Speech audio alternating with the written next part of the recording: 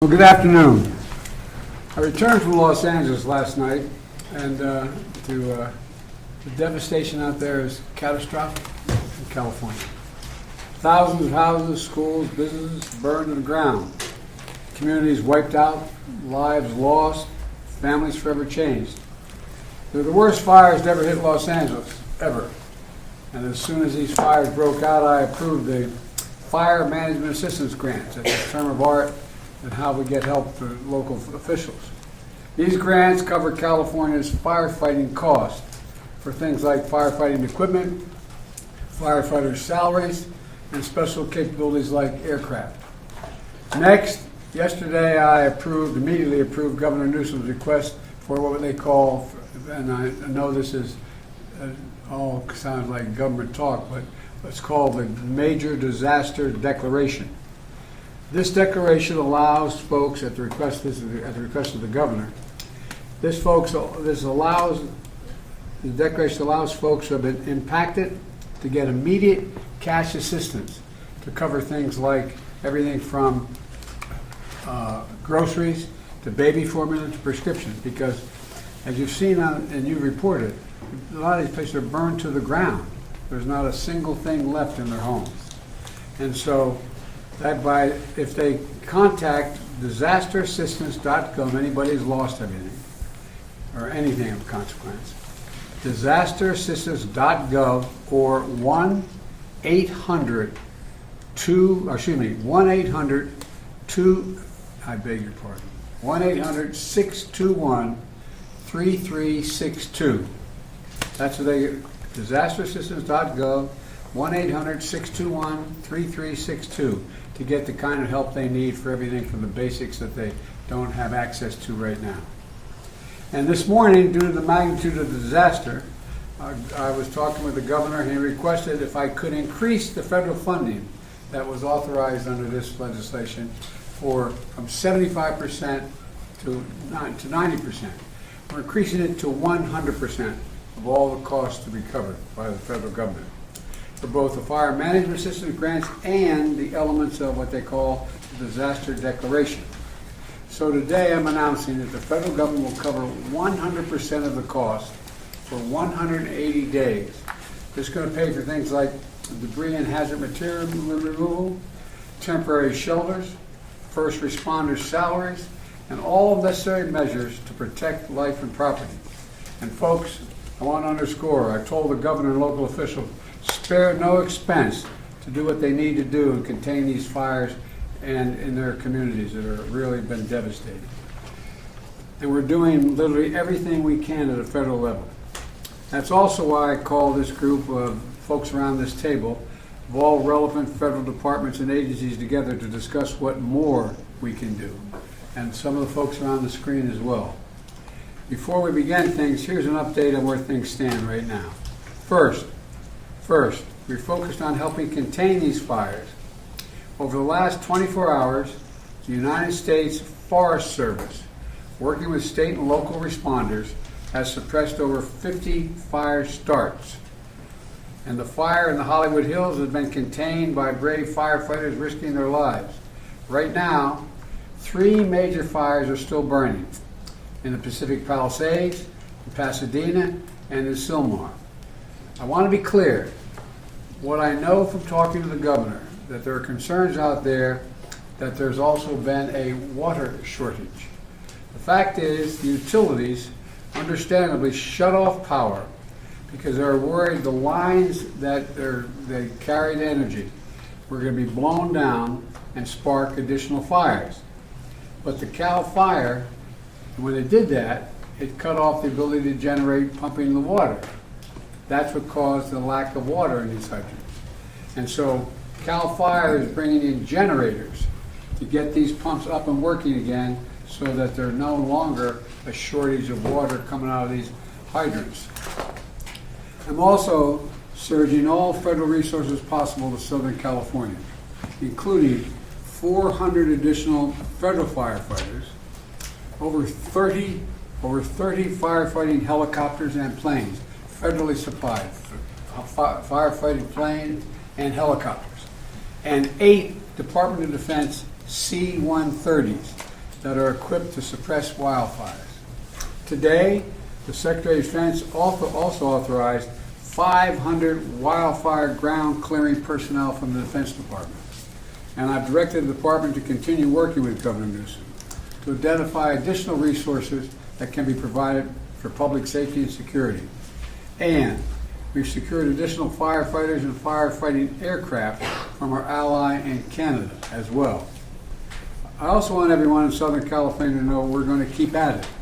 We're sticking with this. We expect there may be a temporary break in the winds, but in some areas the winds are likely to continue well into next week. And so we're going to continue to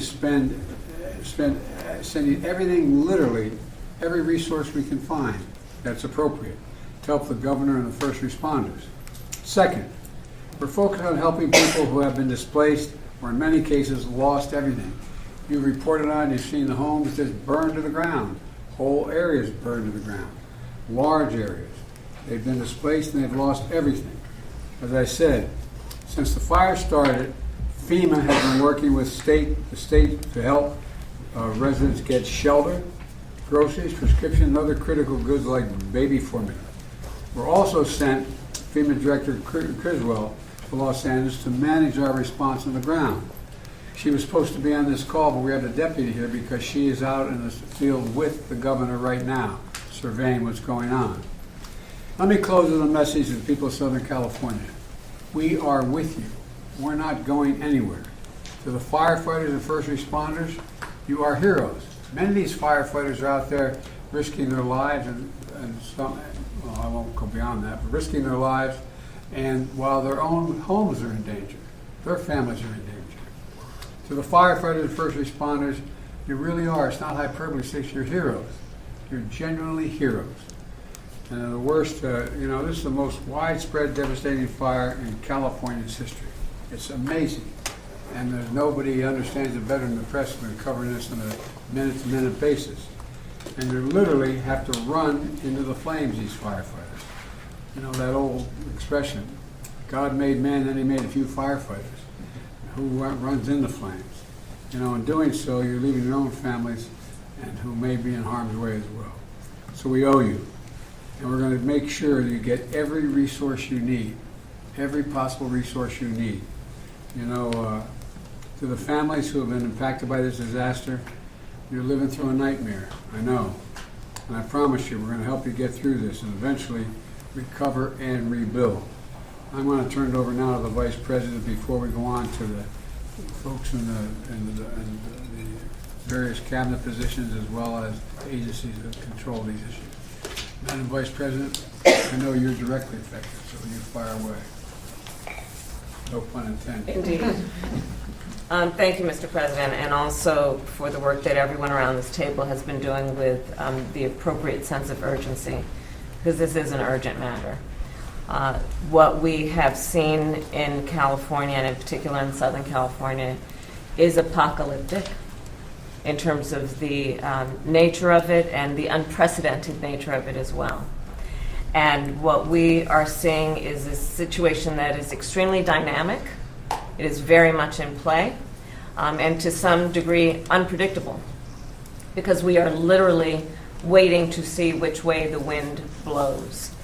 And I cannot praise enough the local leaders, most of whom I have talked with, and in particular our firefighters, who, as the President has said, they are working around the clock.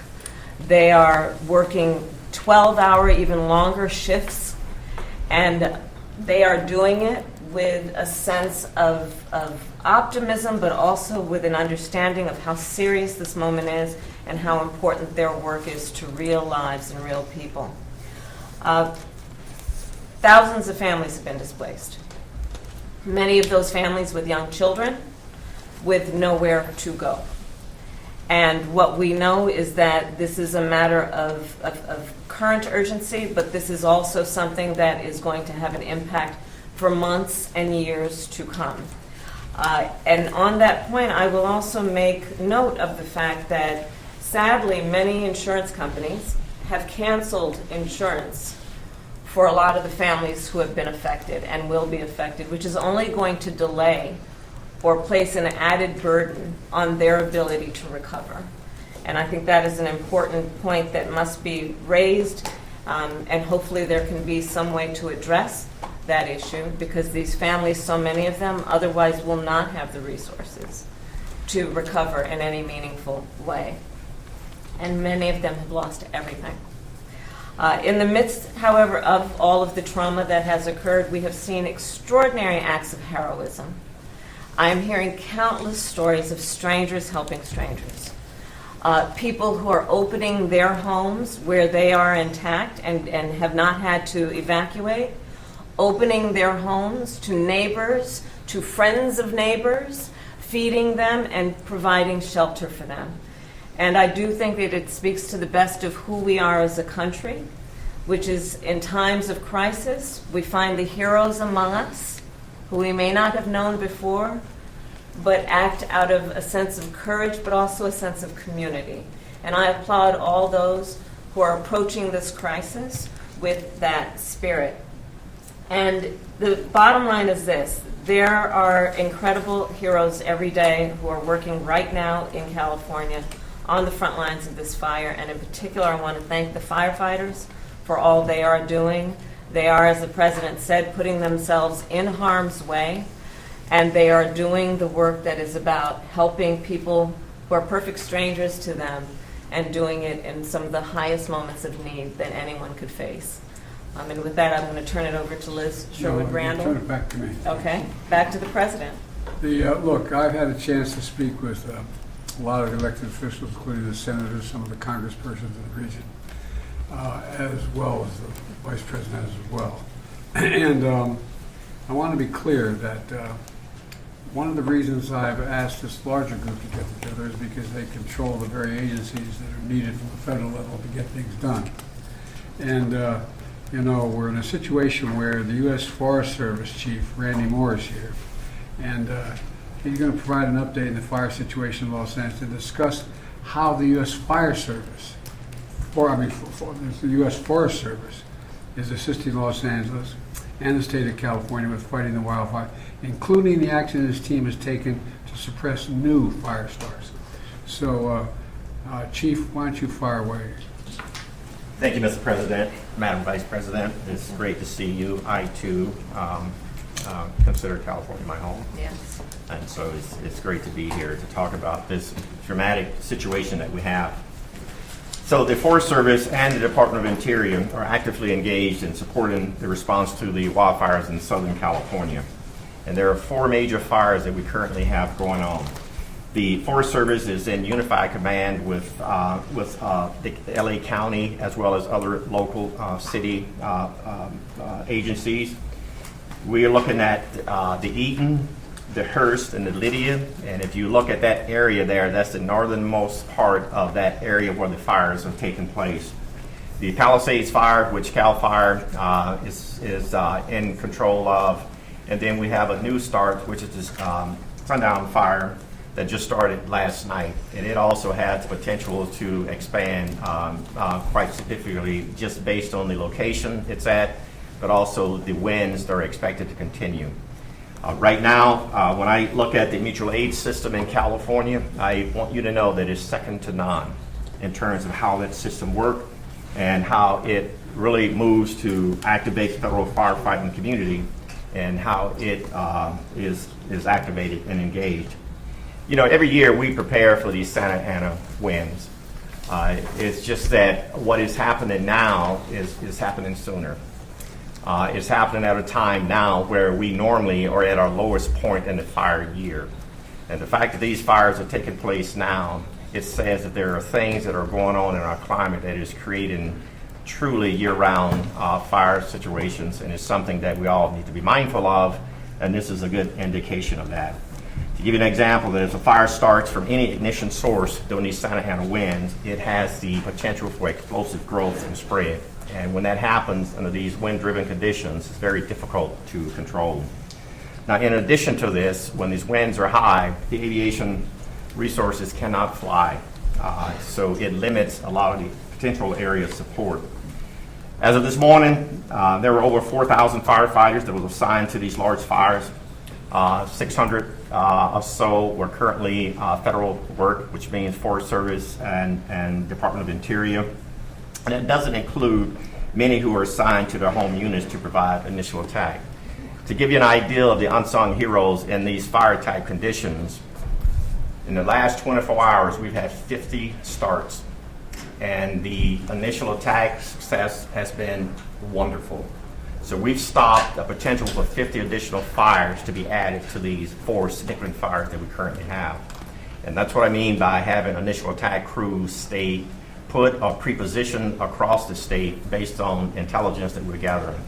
And so I wanted to mention that because we talk about the active fire suppression, but there's so much that takes place behind the scenes that limits the amount of fires that our firefighters are having to respond to. The President did an excellent job of mentioning all of the resources that's available and that are assigned to the fire. I won't go over those, but we have a number of equipment that's out there that when the winds allow us, we'll be in the air fighting those fires. We also have a number of private contract crews that we're working with. We're working wonderfully with the state, county, and other federal firefighters, also the tribal firefighters as well in the communities. And we're looking at these maps, which we call the Modular Area Firefighting System Air Tanker. There's 8 of them. And there were, like I said, this time of the year, we're not ready for that. But within the next 24 to 48 hours, we'll have all 8 that's available for assistance. These aircrafts require lead planes to lead them into these fires. And so we're having to go through that whole process and ramp up really quick to get the inspections in, the check rides, so that these are qualified and are able to go. We're also working with our Canadian partners to mobilize 2 CL-415. These are water scoopers. They will clear customs on Monday, and they will be available after they clear federal inspections and the check rides.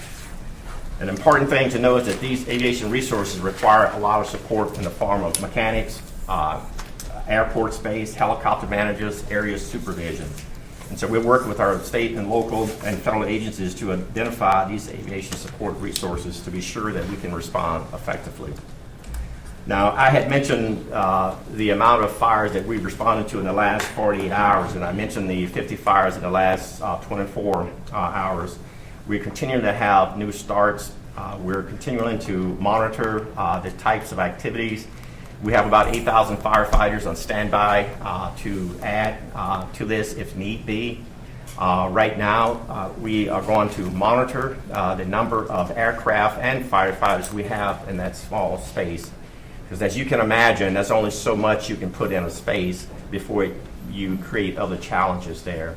The airspace in that area is pretty tight. You have commercial airports and others in that area. You also, unfortunately, have drones in the air, which is a concern to our pilots and to the safety of the aircraft, and so we have to be mindful of that.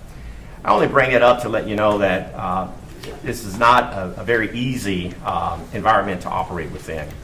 Our firefighters, both federal, state, and local, and tribal, are doing just an outstanding job in what I consider to be some significant challenges in a significant environment. I think, as I look at some of the questions that you may tend to ask, it's typical that the causes of fires isn't known immediately because resources are really focused on response. However, all the fire causes are investigated, and I want to be upfront with that. Each one of these fires will be investigated to see what the cause and origins of them are. And what we know now is that it would be unusual for there to be lightning-caused fires in Southern California at this time of the year. Fire investigations are the responsibility of the jurisdiction on where the fire starts, and we're ready to assist with this if and when needed. Thank you all. Thank you. Randy, tell me about the conditions that we're dealing with on the ground. What's most concerning for you? Most concerning right now is the wind, because the wind is limiting our ability to put aircraft in the air. Aircraft will not put that fire out, but it gives our firefighters, our boots on the ground, a really good opportunity to put the fire out with a little help from retardant and water drops. with these Santa Ana winds, what's interesting about this part of California, these Santa Ana winds comes off the ocean usually in the mornings, and then you have the sundowner winds in the afternoon pushing the wind back the other way. And so while you're fighting to stop the fire this way in the morning, you're also fighting to stop the fire from coming back at you in the afternoon. The sundowner winds are not significant as we speak, but those are the challenges we have in that part of California. And so again, our firefighters are doing just an outstanding job of working in that type of environment, which their lives are really at risk pretty significantly under these conditions. Thank you. I told you Administrator Griswold is off with the governor, and I'm inspecting some of these areas. So we have Bob Fenton. Bob, can you hear me? Hello, Bob. Yes, sir. Mr. President, I hear you. Fire away. You hear me, sir? I'm there. So the administrator is with right now the governor, the mayor of LA, county, local officials, getting a briefing on the fire to really understand what the needs are as we move forward, not only with regard to the firefight, which Chief Moore was talking about, but also to regard to support the population displaced. Over 360,000 under mandatory evacuations, hundreds of thousands more with warnings. And so what we're doing now is ensuring that that we're able to provide any support to provide mass care to individuals, any assistance for the sheltering, any assistance for feeding, and then through the programs that we provide through our individual assistance that you authorize through the declaration, we're able to assist individuals with funding to offset their hotel costs. So applying to FEMA on the 1-800-621-3362 number is important, or disasterassistance.gov. We're sending teams out to the shelters. We know that there'll be a huge need after fires for mental health specialists, and working with HHS on providing that. As the Vice President talked about, insurance is problematic in California, especially with the fires. And so not only do some of the changes in our authorities help now with those that are underinsured, which we see more and more, but we want those that are insured to start seeking assistance to their insurance companies. Our programs can help individuals, especially displaced and who have lost their homes, with rental assistance until they can rebuild, and ultimately provide temporary housing. So we're in discussions with state and local governments on how we will meet those housing needs, both in the interim by using available stockage here, but how can we help rebuild? And then lastly, I would just say that we're really focused on already starting to discuss debris removal and all the hazardous waste that comes from fire and how to remove that safely between local, state, and federal government. We'll rely on federal partners, US EPA, the Corps of Engineers, and others to be part of that technical assistance help to support the safe removal so that ultimately we could rebuild. And one of the things that we will start doing in the next couple of days is starting that discussion on how do we rebuild, and not only rebuild, but rebuild more resilient and bring together state and local federal agencies to start that discussion in the weeks to months ahead. And so right now we're focused on meeting the immediate needs of those displaced, but already starting to work on recovery and rebuild and bringing all our authorities and the full weight of the federal government and all the resources that you've authorized to help California in that endeavor. Bob, what do you think the biggest challenge is? Also, I got. Oh, sorry, go ahead. Go ahead. I think the biggest challenge is going to be the mental health stress that is put on individuals that have lost everything. Fires are, so drastic. They destroy everything very quickly. Individuals don't have a lot of notice to leave, and so I think there's going to be a significant mental health strain, followed by a need to help individuals recover and rebuild. And the Vice President is exactly right. Why I suspect that many have insurance, many are underinsured. And insurance is difficult to get, and some might have lost their insurance or been canceled by insurance companies. And I think that's something we need to continue to work on, as a government at all levels, but something where there'll be gaps in assistance that we will need to bring in not only federal agencies, but nonprofits, private sector to help meet those needs. I think we're going to have to do that. In addition, the fact is that the two declarations I signed, provide for example, the rebuilding of churches and schools and certain, but not businesses, not business centers. And so that's going to be a gigantic cost as well. But the debris removal is a big deal. And that's going to take a long time, isn't it? Yeah, it will take some time to remove the debris. In California, unfortunately, we've had a lot of experience with fighting fires and removing debris. And so it will take months to a year. This is a very widespread with significant damage to infrastructure. And we want to not only immediately remove the hazards, things like propane tanks, some of the power cells that are there, and other contaminants that may be in households, and make sure that they're safe to re-enter, and we look for personal effects. But then the second part is removing that ash, and what we've done before is help people with the removal so that we could get down on the grade and then immediately start rebuilding. All right, I appreciate what you're doing, and like you said, 360,000 people have been evacuated so far. Sure, appreciate. Go ahead. What were you going to say? Yes, sir. I just want to let you know I'm on also with the fire administrator from FEMA, who's been working with the local fire chiefs, and I didn't know if you had any questions or she wanted to add anything to this discussion. Chief Lori Moore is on. Well, I've been talking to them, so Chief, you want to add anything to this? I will, sir. Thank you very much. And as you might know, I've been here, got here last night.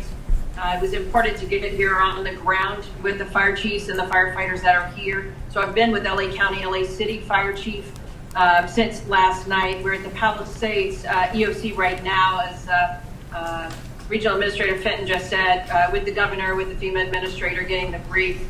The coordination of resources, it helps for us to be here, U.S. Fire Administration, as part of the response because we're on the ground. We're able to explain ground truth and coordinate resources, streamline the communication between federal.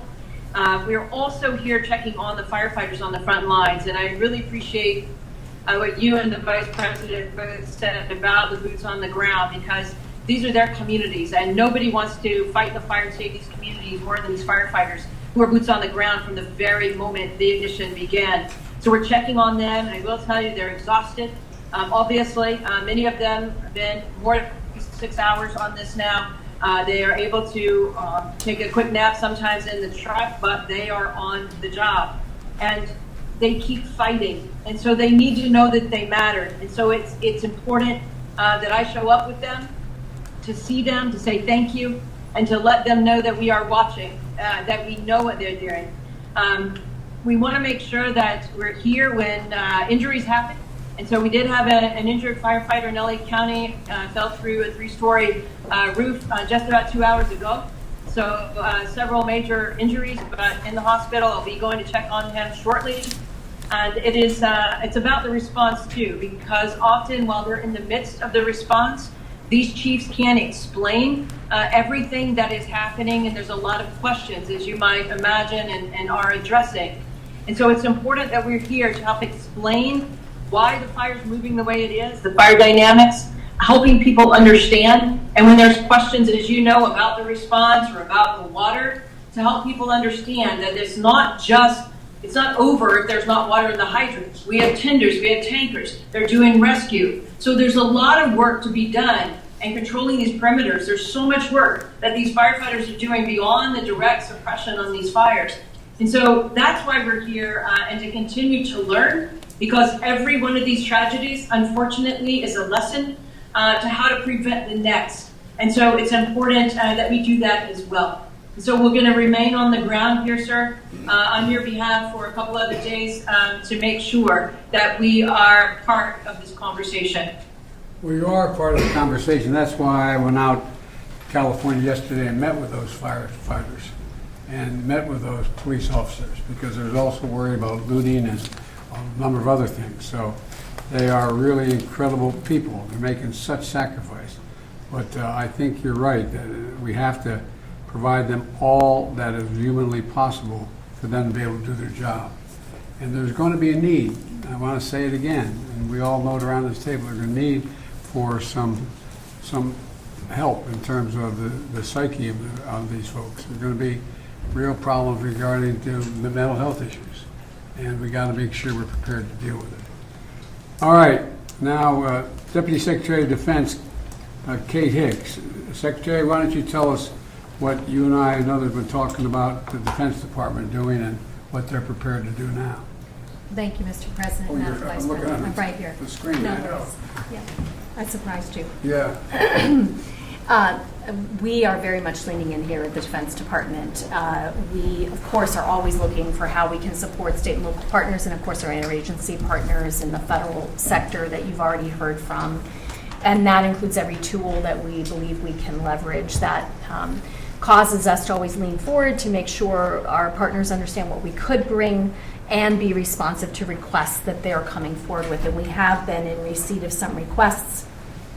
I will turn, with your permission in a moment, to Chairman Brown, and then we also have on the screen with us the NORTHCOM Commander, General Guillot, who is our focal point for responses here in the United States homeland. Secretary Austin this morning out in Germany already in his opening remarks for the final Ukraine Defense Contact Group spoke explicitly to our intent and efforts underway now to provide search support. And so I just want to emphasize it's so important to us that he's put that front and center even while he's concluding this important work overseas. You had mentioned some of the efforts we already have underway. We are ready, as I said, to engage with our partners on further efforts. With your permission, I'll turn to Chairman Brown. Please. Chairman. Mr. President, Madam Vice President, as you highlighted, we do have 500 personnel already identified to be able to support. Not so much in firefighting, because it takes some 10 days of training that would be required, and we don't want to pull firefighters away from that, but they can also support with rock clearance capabilities, commodity distribution. We talked about the airlift with their helicopters. There's 10 U.S. Navy helicopters as well as 10 Guard helicopters. The winds have been challenging to get them airborne. They can also help with the ground search and rescue, incident response, awareness, and then medical support. Those Marines will be in place in the next 24 to 48 hours. The California National Guard also has, by tomorrow, they'll have about 1,000 service members that will be available to be able to support as well. About 250 of those actually have some firefighting capability, and they can be trained in the next 24 to 48 hours to also support firefighting. As was mentioned, the C-130s with the modular aerial firefighting system, 2 of those are already Explain what channel. that means to the average listener. Yeah, so what it is, it's a C-130 that's modified. It has a system that's put in a modular system that's put into the back of the C-130, and so it's able to push out either water or the slurry retardant associated with. And as was highlighted, they are usually prepared to do this during the firefighting season. This is several months prior to when they would typically do this. And so there's 2 C-130s that are already at Channel Island. They're in just northwest of Los Angeles. The other 6 will be there within the next 24 hours or so. The first flight will start tomorrow, and then they will continue to be prepared to be able to support. We're also looking at surrounding bases that may have ability to bed down any displaced personnel or families. We've got about 1,000 beds that have been identified at either Edwards, March, or Fort Irwin there in California. In addition, we're using March Air Reserve Base as a incident response area and getting that set up. Mr. President, last thing I would say is what and before I turn to General Guillot, what we really try to do is identify things that we know we could lean forward on before there's even an ask.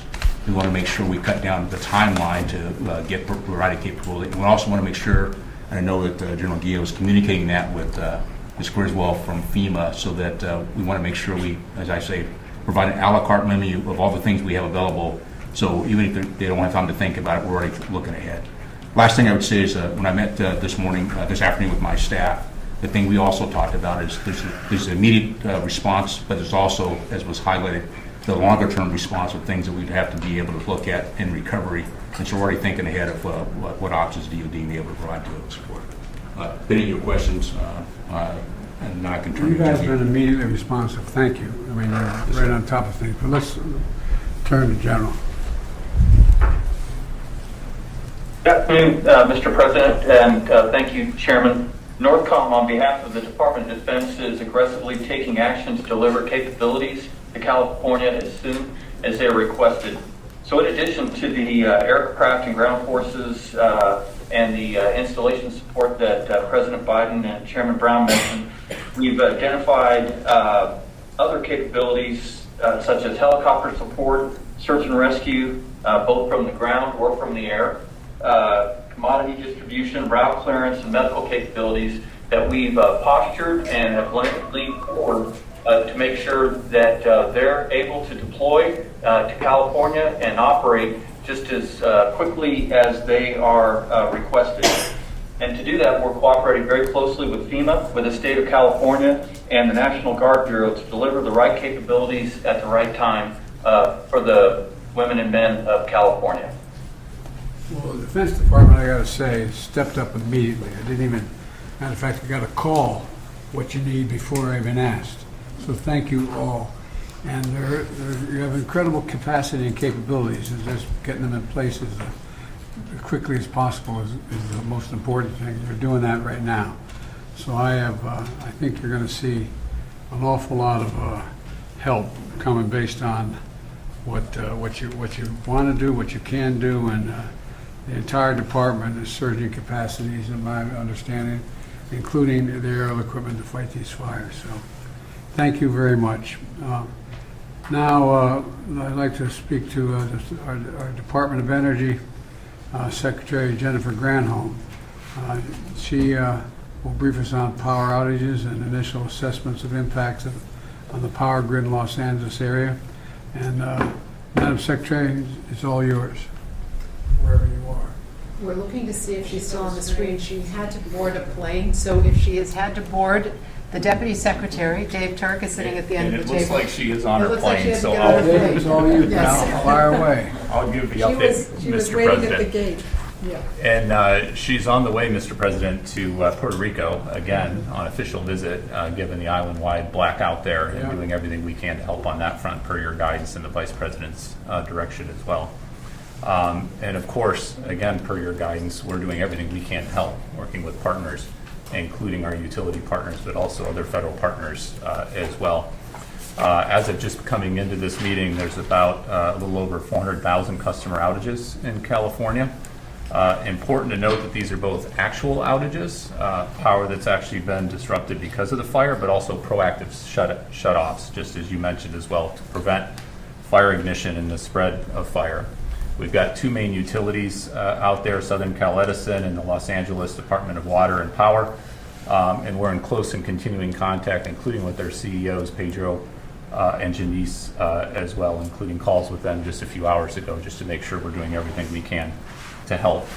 We're coordinating with those utilities and with utilities literally across the country to make sure that we've got all the capabilities that we have in the federal government, but our utility partners to provide that. I want to thank you, Mr. President. You joined a call just a couple months ago with Liz and our secretary to thank all of these utility CEOs. We've got this phenomenal partnership with utilities all across the country. It's called mutual assistance. And if any utility in any one region needs help, all the other utilities, and we last unleashed this phenomenal partnership to bring 40,000 utility workers to Florida, North Carolina, South Carolina, the affected regions with the two hurricanes back to back. And everybody Can continue to talk to me. I've been deployed so many places. Well, having been with the utilities out, we were all in Colorado for this meeting. They just appreciated you taking the time to thank them for their personal leadership. And it's the utility CEOs themselves who make the time for these calls going forward. We're working closely with all the utilities. We're also in continuing contact with the transmission operators. The disruption has really been at the distribution level, at the local level, but we want to make sure there's not broader outages and broader concerns. As of now, we're not seeing any issues with stability of the broader transmission system either in the region or across California or more broadly. So that's a good news part of where we're at now, of course. We're working with the utilities trying to restore power to customers as quickly as we're able, but full restoration, of course, is going to take some time here. In particular, the comprehensive damage assessment will take time and can't begin until it's safe for crews to get in there and actually do the assessments and do the work.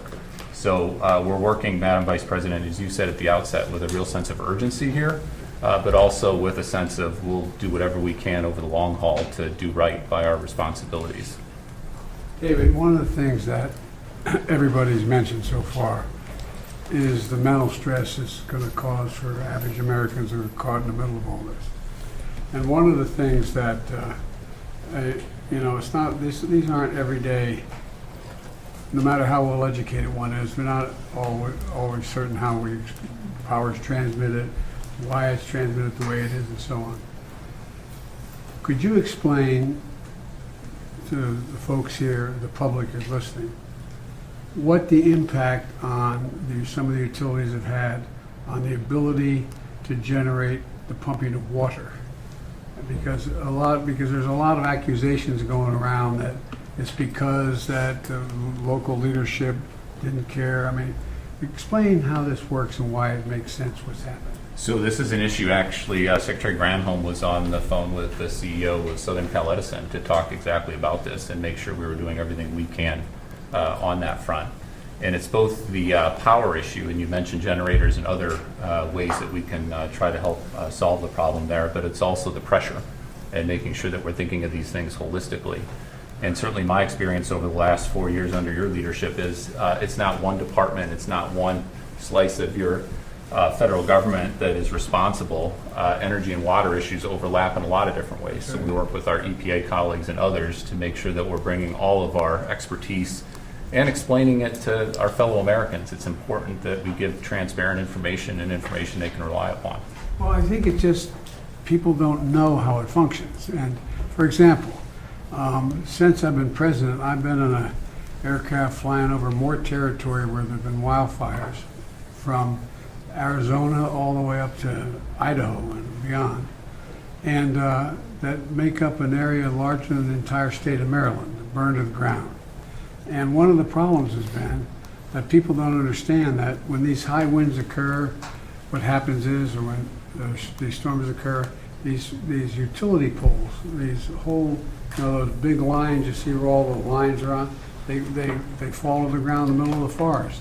It's not just about raking the leaves under the trees, it's about the fires that causes. And so utilities have to shut down the ability to continue to transmit on those lines.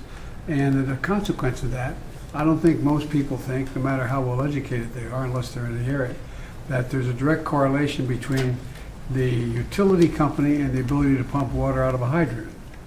And so it allows for a lot of uninformed people to make assertions or concerns or accusations about the local officials not caring or not working. So as I understand it, the vast majority of the circumstances where the water resource has been diminished is because of the utility company not being able to maintain the electric transmission because they're getting knocked down or shutting down so they don't cause more fires. Fires, exactly. But now what is happening is, are we getting cooperation with utility companies to bring in generators and others to bring in generators to generate the energy to allow that fire hydrant to function? Explain that a little bit. So this is the pragmatic can-do attitude, and folks who've been literally doing this, our civil servants and others, for their careers, and making sure that we're solutions-oriented. We sometimes call our department the solutions department, as Liz knows from having been Deputy Secretary of the Department of Energy. And so whatever gets the power on to allow the water, whatever gets the job done, a lot of times it's working with our defense colleagues who have terrific assets that can be brought in quite quickly. The other point I'd like to make, Mr. President, to thank you and the Vice President's leadership and our folks in Congress, your bipartisan infrastructure legislation actually provided $10 billion. It's a GRIP program for grid resiliency to improve the resilience of our grids so that when the grids do go down, they come back on quicker. That's $10 billion that we've already gotten out the door and is being invested in communities all across the country. We need more of that. We need continued focus on infrastructure, but infrastructure matters. It matters a great deal because, for example, one of the things that I knew, but I didn't know that I didn't put a number on it. It'd be a lot easier if these electric lines are running underground in contained vessels. So in the middle of forest, so there's nothing that, I mean, but it costs what, 6 times more? It can cost 6 times more, and we're doing a lot more undergrounding thanks to your leadership on the infrastructure funding. It's not cost effective everywhere, and Some places it's necessary. some places it's absolutely necessary, and we need to have the funding and support to do that as quickly as we can. Well, I think we're moving in the right direction. I know it, look, this is really, really, really difficult for families to have to deal with it. I mean, you know, I have a family member who lives out there, and the area where he lives, I'm not getting into detail, but where he lives, I think there are something like 240 or 260 homes that burned to the ground, all but 14 or 15 of them. And everybody has to evacuate. And people are going, when do I get back? Will I ever find that picture album? Will I ever find the jewelry that my grandmom gave me? Will I ever, I mean, there's so much anxiety that's generated. And I think that we've been through this once before in Hawaii where the fires occurred, and we're trying to build back up the community so they could open up and things be running. But it's really, really, really hard. So I'm going to make an appeal right now to the United States Congress. They're going to have to step up when we ask for more help to get these people the kind of shelter they need, to get the kind of help they need, because it really does matter. And you guys do, I'm not being solicitous, you all do a hell of a job. And we've learned, unfortunately, so much. And there is, in case you haven't noticed, there is global warming. It does change weather patterns. And as you explained, Randy, wind's going in, wind's coming out. You get the one going in, but you don't want the one coming back out. And so my point is that I think the more we can explain to the American people in plain, straightforward, honest English or whatever language of us understand what exactly is happening, the more likely we're likely to get the kind of support and not make a political deal out of this. I'm leaving this office very shortly, but it's not about the politics. It's about giving people some sense of security that we're going to be able to get this under control, but it's going to take time. And it's going to take time. And like I said, in the next little bit, we're going to be going back to Congress asking for some more help on some of this stuff. And I hope they're ready to step up because we can afford it. And like I said, we have a little infrastructure bill that's over $1 trillion. It's going to be able to help a little bit. We have done a lot in terms of what we're going to do in terms of providing for this rebuilding of communities. And so I think the most important thing we have to do, those of us sitting around this table and on the screen, is explain in simple, straightforward language what the capacity we have is, how we're using that capacity, and what capacity we don't have that we need. And in order to keep things from just all these, in crisis, rumors and fear spread very quickly.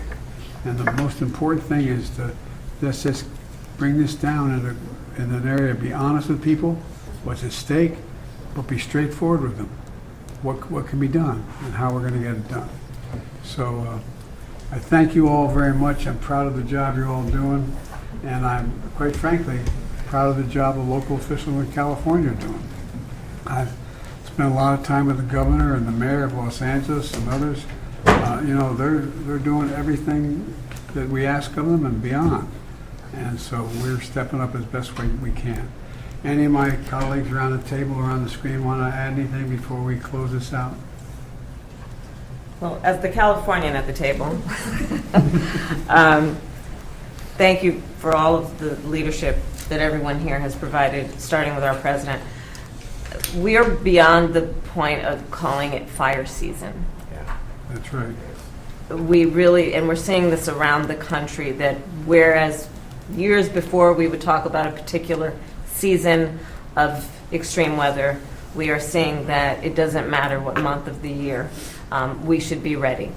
The work that our administration has done in particular on the issue of infrastructure, together with the Inflation Reduction Act and the attention we are paying to the climate crisis, is so important because we have got to invest as a country in adaptation, and we have to invest in resilience. And that is about homeowners, that is about families, that is about cities and local governments, state governments, and we have to adapt to this changing climate.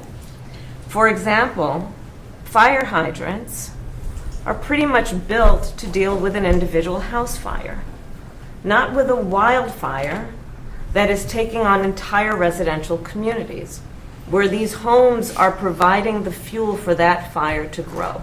We have to put more resources into our fire departments and firefighters, understanding that we are asking a lot of them that traditionally they never had to do.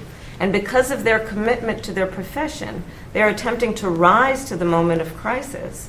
But we need to put more resources into those individual professionals and into the departments that sustain that work with the mission. That is such an important mission in times like this. So, Mr. President, I thank you for your leadership, your foresight to understand what over these last 4 years we could do to leapfrog in front of what we know to be a changing climate to meet these types of moments. And God bless all of the people who are on the ground right now in California doing that work.